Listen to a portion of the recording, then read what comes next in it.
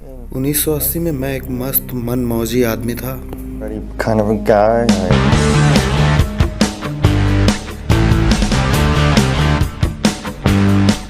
मैं बहुत पीता था और बहुत पार्टी भी करता था। मैं टेक्सास और एरिज़ोना रहने आया और वहाँ कंस्ट्रक्शन कंपनी में काम करता था। एक दोस्त था जो मैक्सिको से कुछ पानी लाया था, वो शायद जहरीला था। And I ended up drinking it. मैंने गलती से वो पानी पी लिया और मुझे कॉलरा हो गया और मैं बहुत बीमार पड़ गया और 72 घंटे तक अपने पेट के बल लेटा रहा। क्योंकि मैं डिहाइड्रेटेड हो चुका था इसलिए मैं मर गया। मरने पर मैंने देखा कि मैं बिना चश्मे के भी इतना साफ देख पा रहा हूँ। सबसे पहले यही चीज़ मैंने ध्यान दी। पूरे कमरे में मैंने घूमकर देखा कि मेरी बॉडी वहाँ पड़ी हुई है जो बिल्कुल हिल नहीं रही और मैं अपनी बॉडी के ऊपर तैर जैसा रहा था और फिर चारों ओर चक्कर लगा रहा था। और अगली बात जो मुझे याद है कि मैं छत के पास तक पहुँच गया और फिर वहाँ से एक काले से गड्ढे के पास पहुँचा जो बहुत बहुत बहुत काला था। Void.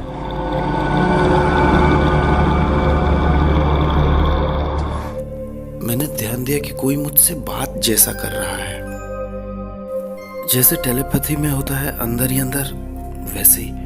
और वो मुझे कुछ समझा रहा है। मुझे जीवन के क्यों समझाए जा रहे थे कि हम जो पूछते रहते हैं क्यों क्यों क्यों, संसार में बुराई क्यों है, ऐसा क्यों है, वैसा क्यों है। लोगों के सवाल तो हमेशा ही होते हैं और इनके जवाब आपको मिलने लगते हैं जैसे ही आप उस स्थान पर ट्रांसपोर्ट होते हैं। उस अंधेरे से एक रोशनी की तरफ मैं बढ़ने लगा और मुझे सब समझ में आता जा रहा था। बस आप समझ जाते हैं बस अपने आप और कि आप मरे हैं और क्या हुआ था। अब न्याय होगा और आप जब जा रहे होते हैं तभी आपको सब समझ में आ जाता है कि जो कुछ हो रहा है बिल्कुल सही हो रहा है। हाँ, मैं अंधकार से होते हुए रोशनी की ओर बढ़ रहा था और वहाँ मैंने ध्यान दिया कि उस चट्टान के पास वहाँ रोशनी में कोई बैठा है एक सिंहासन पे। वो जो कोई भी बैठा है वो उसके अंदर से रोशनी निकल रही है, उस व्यक्ति के अंदर से रोशनी आ रही थी। बहुत ही बहुत पावरफुल रोशनी, चमकदार एकदम। उसमें प्रेम, तरस था और गंभीरता और दृढ़ता थी। आप समझ रहे हैं? मैंने सोचा ये कौन है? Who is this? And the basic question. और एक सवाल जो बार बार मेरे जहन में उठ रहा था वो था कि देखो तुमने इतने खूबसूरत परमेश्वर के वरदान के साथ अब तक क्या किया है। वो यीशु थे जो मुझसे बात कर रहे थे और उन्होंने कहा कि अगर इन पापों के साथ मैंने तुम्हें स्वर्ग आने दिया तो तुम वहाँ भी ऐसा ही करोगे और ये नहीं हो सकता। पापों के साथ तो ये असंभव है। फिर उसने कहा कि मैं तुम्हें एक ऐसा स्थान दिखाऊंगा जो अनजान है और लेकिन अब वो दिखाया जाएगा। और उसने अपने वस्त्र से कुछ चाबियां निकाली और जब उसने वो चाबियां निकाली तो उसके कलाई से कुछ बहुत छेद था और उसमें से हड्डी और मांस दिख रहे थे और ये देखना बड़ा भयानक था। खैर, उसने चाबी निकाली और चाबियां बड़ी अजीब सी साइज की और डिज़ाइन की थी। फिर उसने एक चाबी को एक दरवाजे के पास लगाया, वो दरवाज़ा खुल गया। फिर एक पर्दे जैसा अंधकार आया और वहाँ अंधेरा हो गया और मैं प्रभु को भी देख नहीं पा रहा था और मैं डर गया। मुझे ऐसा लगा कि मैं अपने आप ही उस दरवाजे के अंदर चला गया और वहाँ एक बवंडर था, टॉर्नेडो, और वो घूम रहा था, बहुत तेज घूम रहा था। वहाँ उसमें भंवर बना हुआ था और वो बड़ा होता जा रहा था। Spinning and spinning and spinning.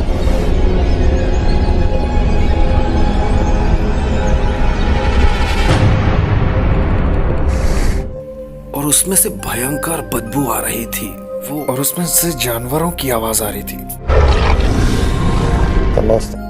अगली बात जो मुझे याद है कि जैसे हिसहिसाने की और बहुत चीखने की आवाजें आ रही थी और बहुत ज्यादा गर्म वो जगह थी। The next thing. और अगली बार मैं आसमान में था, आसमान जैसा ही था और मैं धड़ाक से जमीन पे गिरा। You know, it kind of hurt and I stood. मुझे थोड़ी चोट लगी लेकिन जब मैं उठा तो मैंने सोचा मैं कहाँ हूँ और मेरे चारों तरफ लोग दौड़ाए। ये इंसान कुछ मरे हुए थे और उनमें से कुछ जिंदा थे, मुझे लग रहा था, और वो मुझे पीठ पे थपथपा के मेरा स्वागत सा कर रहे थे और हंस रहे थे। पहले तो वो वहाँ नहीं थे, एक एकदम अचानक वो वहाँ आ गए और कुछ था जो मुझे खटक रहा था। वो अजीब से थे, वो अब बिल्कुल अलग दिख रहे थे। उनकी आंखें पीली और बिल्कुल रेप्टाइल्स की तरह, जैसे छिपकली होती हैं वैसे। फिर मैंने घूम के देखा तो वहाँ मेरा सबसे अच्छा दोस्त था और अब वो कुछ और बन चुका है। वो इंसान तो नहीं रह गए थे और मैंने पूछा कि तुम जो दिखते हो वो तुम हो नहीं, तुम कुछ अलग हो। और इतने में मैंने चारों तरफ देखा कि वो सब जीव जंतुओं में बदल गए और वो अलग थे, भद्दे और डरावने किस्म के। वो बिगड़ गए हैं और जीन जंतुओं की तरह, जैसे रेप्टाइल्स, मगरमच्छ, न जाने क्या, बिल्कुल टेढ़े मेढ़े हो गए हैं और बदबू आ रही है सड़ी सब्जियों की तरह, बहुत दुर्गंध से भरे हुए जीव जंतु जैसे। और वो मेरी तरफ दौड़े, मुझे फाड़ने के लिए, मुझे पकड़ने के लिए वो दौड़ रहे थे और मेरे छाती की तरफ मेरे पैर पकड़ रहे हैं, कभी कुछ खींच रहे हैं और मैं बचने की कोशिश कर रहा था। वो मुझे टुकड़ों में फाड़ना चाहते थे, लेकिन वो जो मेरे पीछे खड़ा था, मेरे दोस्त जैसा जो पहले था, उसको देखकर वो पीछे हट गए और वो मैं अपने दोस्त जैसे जो था उसकी तरफ घूमा। वो छोटा सा एक डायनासोर जैसा लग रहा था, मैं समझा नहीं पाऊंगा वो रेप्टाइल्स था क्या था। वो मेरे ऊपर हिसहिसा रहा था, उस थूक रहा था और वो पता नहीं कौन सी भाषा बोल रहा था। First, I was telling वो कुछ और ही बोल रहा था। फिर वो टूटी फूटी अंग्रेजी में फॉलो मी मेरे पीछे आओ बोलने लगा। उसी ने मुझे हिलाया और वो मुझे आगे एक ऐसी जगह ले गया जहाँ सब कुछ खत्म हो जाता है। और मैं जानता हूँ इन सब बातों का कोई मतलब नहीं बनता, लेकिन मैं समझ भी नहीं पा रहा था ये क्या है। एकदम से अचानक मैंने देखा ये क्या है, ये तो एक सड़क जैसी। और फिर उसने, मतलब उस जंतु ने अपने हाथ से उस हॉरिजॉन को फाड़ दिया और उसके अंदर मुझे ले गया और वो मैं उसी के द्वारा ही अंदर जाने लगा, मतलब मैं बढ़ने लगा। और जब मैं अंदर गया तो मैंने जो देखा कि एक बड़ी बालू से भरी हुई एक रेत जैसी सड़क है और वो बड़ी ही गंदी है। और मैंने एक क्यूब देखा, वो 10 बाई 10 का होगा, या यूं कहूँ कि 14 बाई 14, इससे ज़्यादा नहीं था। सही डायमेंशंस तो नहीं बता पाऊंगा, लेकिन छोटे छोटे क्यूब्स थे और वो कई कतारों में थे, एक के ऊपर एक थे और उसमें आदमी बंद थे। और वो मतलब ऊपर छत से भी वहाँ कतार पर कतार बनी हुई थी और अलग अलग कमरे जैसे थे। वो जेल जैसी थी, सेल्स और क्यूब में सेल्स। सोचिए, इन क्यूब्स में कुछ तो लोग थे और कुछ खाली थी, जिसमें लोग आने का इंतज़ार किया जा रहा था, जैसे मैं या मेरे जैसे लोग आने वाले थे। वहाँ एक के बाद एक सेल में आदमी थे और वो अलग अलग तरह से दुख पा रहे थे और वो बड़ा दुखदाई नाइटमेयर्स जैसा सपने जैसा था उनके लिए। वो अच्छी तरह तो जीवन नहीं बिता रहे थे, वो बिल्कुल नाइटमेयर ही था उनके लिए। और जैसे जैसे मैं जा रहा था मैं समझा कि नर्क कोई छोटी जगह नहीं है, बहुत बड़ी जगह है। मैं तो सिर्फ कुछ हिस्से ही देख पाया था, जिसे पिट कहा जाता है। और उसने कहा कि तुम्हें दिखाने के लिए बोला गया है। उसने कहा कि मुझे पीछे आओ और देखो, सड़क के बीच आकर के ये और अलग तरह के कीड़े मकोड़े वहाँ रेंग रहे थे और इन क्यूब्स में अलग अलग स्तर के उन्हें दुख दिए जा रहे थे और कुछ में तो डीमंस जा रहे थे और अलग अलग दुख दे रहे थे। वो वहाँ पे अलग अलग तरह से लोगों को परेशान कर रहे थे। जो लोग थे उन्हें जो डीमन सता रहे थे, उन्होंने एक्चुअली वैसे ही काम किए थे, इसलिए उन्हें वैसे सताया जा रहा था। आगे बढ़कर मैंने एक क्यूब के अंदर देखा, उसमें एक आदमी था और एक तैरता हुआ जहाज मैंने देखा। वो एक कैप्टन था उस जहाज का। अपने जहाज पर वो अपने गुलामों के साथ ऐसा ही व्यवहार करता था और बहुत मज़े लेता था और यहाँ उसके साथ भी बिल्कुल वैसा ही किया जा रहा था, उसे उसी तरह से सताया जा रहा था। और जो मुझे याद है कि उस क्यूब में से एक अलग तरह का एक प्राणी निकला और वो प्राणी बड़ा खूबसूरत रंग का था, वो पर्पल कलर का था और वो देखने में डरावना था। उसके सिर्फ हाथ और सिर्फ मुंह ही दिख रहा था और मैंने देखा उसका मुंह चारों ओर घूम रहा था। वो सोच और विचार दे सकता था, वो धूर्त और चालाक लग रहा था। वो ऐसी बात दिमाग में डाल रहा था कि परमेश्वर इतना अच्छा है तो लोगों को ऐसे तड़पा क्यों रहा है, तुम परमेश्वर को शाप दो और गाली दो। मैं बिल्कुल नहीं जानता कि वो डीमन कौन था, वो डीमन क्रीचर। इतना जानता हूँ कि उसके पास सामर्थ्य, अधिकार भी था। वो शैतान का दाहिना हाथ या शैतान खुद भी हो सकता है। फिर एक छोटा सा बवंडर घूमा और उसमें से एक औरत आई जो अभी अभी मरी थी एक कार एक्सीडेंट में, और एक खाली क्यूब में वो बंद हो गई। जब वो वहाँ पहुंची तो अपने क्यूब के अंदर उसने खुद देखा कि उसका जो दादी माँ का दादा का घर था, जिससे वो बहुत प्यार करती थी, और उसकी दादी भी जल्दी ही मरी थी और वो वहीं पड़ी हुई थी। और उससे लगा कि वो तो अब स्वर्ग में आ चुकी है, क्योंकि उसे वैसा ही दिखाया जा रहा था। उसे लग रहा था कि वो स्वर्ग में है और उसकी दादी बन करके एक डीमन उसे ये सब कुछ दिखा रहा था और भ्रम डाल रहा था उसके दिमाग में कि देखो तुम तो स्वर्ग आ गए भाई, मैं बहुत खुश हूँ कि तुम यहाँ आ गए। उसे सचमुच लग रहा था कि वो स्वर्ग में। उसकी जिंदगी के काले सच मुझे दिखाए गए कि वो अपने बच्चों पर ऐसा अधिकार जताती थी कि अगर उसके बच्चे कुछ और करते जैसा वो नहीं चाहती तो घूंसा मारती थी और मुंह से गालियां देती थी, और वो अपने बच्चों को काट कर सताती थी। और जब वो बैठ गई तो वैसे ही पेड़ों ने जो उसके दादा दादी के घर में लगे थे उन्हें उसे पकड़ कर जकड़ लिया, और वो समझ गई कि मैं स्वर्ग में तो नहीं हूँ। और जब हम आगे बढ़ रहे थे एक क्यूब छोड़ करके, तो वहाँ लोग थे जो आग में बंद थे। उनकी खाल तो सही सलामत थी लेकिन वो जल रहे थे। मैं एक और क्यूब के पास आया। वहाँ पूल खेलने वाला एक व्यक्ति बंद था जो सीरियल किलर भी था बच्चों का, और ये 1940 का कोई व्यक्ति था। और ये पूल हॉलवे में था और इसे लग रहा था कि जैसे अभी इसे पनिशमेंट से थोड़ा सा ब्रेक मिला है। और उसके साथ जो लोग थे वो इसे बहुत दौड़ दौड़ कर तड़पा रहे थे, उसे पूरा पकड़ कर फाड़ दे रहे थे बीच से। मैंने देखा ऊपर से एक बड़ा सा डीमन आया। उसे देखकर मुझे सांप याद आया, वो सांप जो निगल जाता है। और कुछ छोटे से डीमन आए जो नाराज हो रहे थे कि हमें हमारा मौका नहीं मिला इस आदमी के साथ खेलने का और तड़पाने का। वो सब उसे खा जा रहे थे और वो फिर बन जा रहा था। मैं जानता हूँ ये थोड़ा सुनने में अजीब लगता है लेकिन ऐसा हुआ। और फिर छोटे छोटे 3 फुट के डीमंस आए और वो उस पर कूद पड़े, फाड़ दिया, उसे मार रहे थे और नोच रहे थे। इस आदमी को कोई भी आराम नहीं था कभी भी, और इसने जो कुछ किया था इसे बिल्कुल वैसा ही लौटाया जा रहा था और उससे भी ज्यादा इसे भरना पड़ रहा था। फिर आगे बढ़ के मैं क्यूब को देख रहा था और उसमें एक औरत थी। वो उसने अच्छे कपड़े पहने थे और वो प्रोस्टिट्यूट थी, वेश्या। ये 69 AD यानी लगभग 1900 साल पहले मरी हुई एक औरत थी। इसने बलि दी थी अपने पैदा हुए बच्चे की, पता नहीं किसी धर्म से या जादू तोड़ने के कारण, या एक मूर्ति के सामने थी ये। उस मूर्ति के सामने आग जल रही थी और वहाँ ये खड़ी होकर अपने बच्चे को काट रही थी और फिर वो आग में चढ़ाए जाते थे। ऐसा इसने कई बार किया था। और उस मंदिर में जितने भी बच्चे चढ़ाए गए थे ये सब इसको बहुत तड़पा रहे थे, सता रहे थे, और इसके लिए कोई आराम नहीं था। इसे नोच रहे थे, फाड़ रहे थे और इसको दांत काट रहे थे और ये बुरी तरह से चीख रही थी। खैर मुझे मुड़कर जाना पड़ा।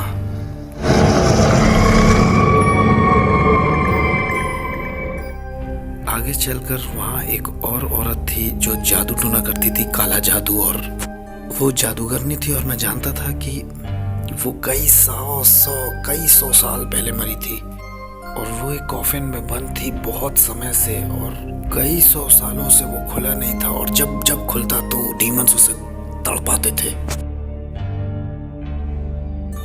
आगे बढ़कर मैंने एक और औरत को देखा और उसने ऐसा विश्वास किया था कि धरती माँ उसे बचाएगी। वो पेड़ों की और पहाड़ों की पूजा करती थी। उसके धर्म में ही उसे सिखाया गया था कि बस प्रकृति को ही सब कुछ मान लो। आग के चारों ओर चक्कर लगाकर बहुत सारे लोगों के साथ इसी तरह से मजे करना और कूदना, नाचना। और जिनको वो लोग समझ रही थी वो लोग दरअसल डीमंस थे। वो उससे कह रहे थे कि तुमने ये किया, ये देखो पत्थर तुमने लगता था पत्थर बचाएगा तुम्हें, ये लो पत्थर। वो वहाँ खड़ी थी और दुष्ट आत्माएं आई और उसके मुंह को पकड़कर चीर दिया, नोच लिया पूरा। और भी चेहरा नोच रहे थे और उससे कह रहे थे, उससे बात करके कह रहे थे कि तुम्हें कोई नहीं बचाएगा, ना पत्थर ना कुछ। और कंधे की पूरी खाल चीर कर उतार दी। वो बहुत धीरे धीरे और तड़पा के ये कर रहे थे और उसकी पूरी खाल उतर गई और बिल्कुल जब हड्डियां रह गई तो हड्डियां भी तोड़ दी उसकी, और वो सब कुछ महसूस कर सकती थी। और फिर सब कुछ फिर से बन जा रहा था, हड्डियां भी फिर बन जा रही थी, खाल भी फिर बन जा रही थी, और इसके बाद फिर वो दूसरी तरह से उसे परेशान कर रहा। और वहाँ कुछ पृथ्वी के क्रूर लोग जो थे वो भी वहाँ थे, और मैं बहुत लोगों के नाम नहीं लेना चाहूँगा लेकिन एक का तो मैं ले सकता हूँ, और वो वहाँ था। उसका नाम आप जानते हैं, एडोल्फ हिटलर को मैंने वहाँ देखा। Adolf Hitler. हिटलर एक क्यूब में, एक चैम्बर में बैठा था और वो ऊपर से खुला था लेकिन उसके चारों तरफ आँख थी। वो बस बैठा था और जल रहा था, और उसका मांस जल रहा था और वो मांस जलने की सड़ान थी। उसका मुंह बहुत भद्दा था। वो एक एक चीज महसूस कर रहा था। ऐसा था जैसे किसी ओवन के अंदर किसी को डाल दिया जाए, या उसके जो चैम्बर्स थे, गैस चैम्बर जिसमें उसने लोगों को मारा था, वो वैसे ही तड़पाया जा रहा था। और जैसे ही वो सफ़ेद गरम लावा उस पर पड़ता तो उसका मांस निकल जाता, और फिर उसका मांस थोड़ी देर बाद फिर आ जाता था। वो वहाँ इस तरह का सताव झेल रहा था और बहुत तड़पाया जा रहा था, टॉर्चर था वो, और उसके चेहरे पे बड़ा गंदा लुक था, गुस्से में था, दांत पीस रहा था। जब हम लौटेंगे तो जानेंगे ब्रायन मेल्विन को लगा था कि एक पल को वो हमेशा के लिए नर्क में बंद हो गए हैं, फंस गए हैं। फिर मैं नर्क के एक दूसरे हिस्से में पहुंचा। वो बिल्कुल अलग हिस्सा था। वो दीवार के पार का हिस्सा था। वो भी काला गहरा गड्ढा ही था, बहुत बड़ा। फिर मैं पहुंचा एक गड्ढे के पास, एक जगह में, और इस चैम्बर में वो ऊपर से खुला था और डीमंस मुझको अंदर ले जाना चाह रहे थे। और ये एक डेंटिस्ट की चेयर जैसा लग रहा था। मैं डेंटिस्ट से बिल्कुल डरता नहीं हूँ, लेकिन जो दुष्ट आत्माएं थी अंदर, वो मुझसे कह रही थी कि तुम इस जगह पे आने वाले हो, और वो मुझे अंदर खींचना चाह रहे थे और मैं उसमें जाना नहीं चाह रहा था। और ये जगह मेरे लिए बहुत बहुत अजीब सी थी, मेरे लिए बहुत दुखदाई थी। मैं वहाँ बहुत डर गया था, और अगर आप वहाँ हैं तो आप यीशु मसीह बोलना चाहेंगे। मैं तो इतनी ऊंची आवाज़ में इतना तेज बोल रहा था, Jesus Christ, Jesus Christ, Jesus Christ, यीशु मसीह, यीशु मसीह, यीशु मसीह, बस मैं यही बोल पा रहा था। वो मुझे इस क्यूब में खींचना चाह रहे थे लेकिन मैं जाना नहीं चाह रहा था। और जैसे मैंने कहा कि आप पूरे समय ऊपर से एक कनेक्शन को फील करते हैं अपने साथ, और मैं इतना डरा हुआ था कि मुझे लगा मेरे पीछे से कोई आ रहा है, और कदमों की आवाज़ मुझे सुनाई दे रही थी, गुर्राने की और कड़कड़ाने की, बिजलियों की आवाज़ आ रही थी, और वो आवाज़ पास होती जा रही थी। और मैं बहुत डरा हुआ था कि मैं पीछे भी मुड़ के देखना नहीं चाह रहा था कि वो कौन है, क्योंकि मैं नहीं चाहता था वो चीज़ें मुझे घेर लें, वो दुष्ट आत्माएं। और अचानक वो दुष्ट मेरी तरफ दौड़े और मेरे पीछे एक बहुत अच्छी उपस्थिति आई, और मेरे पीछे से जो आ रहा था उसे देखकर ये सारी दुष्ट आत्माएं इधर उधर हो गईं, भाग गईं। और वो पर्पल कलर का जो वो दुष्ट दूत था, वो शैतान था क्या था, लेकिन वो भी जो है उसके सामने झुका और दंडवत करके और झुककर वो धुएं में, धुंध में गायब हो गया। और फिर प्रभु मुझे ऊपर उठाने लगा।